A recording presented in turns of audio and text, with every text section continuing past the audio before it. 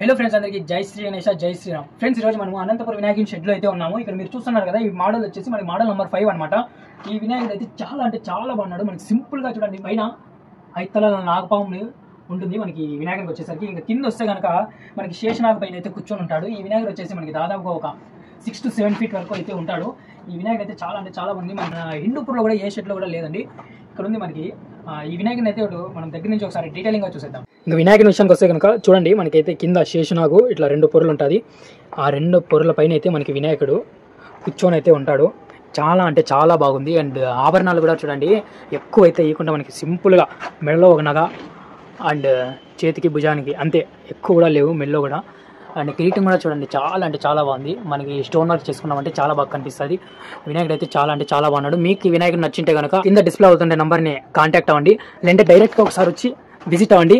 ఇంకా అడ్రస్ విషయానికి వస్తే కనుక Almur road, Rudrampeta highway, Anantapur Bharat petroleum పక్కలో అయితే మనకి వినాయకులు అయితే అవైలబుల్ ఉన్నాయి. ఇక్కడ మనకి 2 షెడ్లు ఉంటాయి. ఇంకా మీకు డీటెయిలింగ్ అడ్రస్ కావాలంటే ఇటు సైడ్ మనకి ఈ షెడ్లో కట్ సైడ్ అయితే మనకి వెంకట్రామ్ రెడ్డి ఫంక్షన్ హాల్ అయితే ఉంది. ఈ సైడ్కి వచ్చా అంటే మనకి ఓపెన్ గ్రౌండ్ లో వినాయకులు అయితే అవైలబుల్ ఉన్నాయి. వచ్చి ఒకసారి డైరెక్ట్ గా విజిట్ అయ్యి మీకు కావాల్సిన బొమ్మను ఆర్డర్ చేసుకోండి.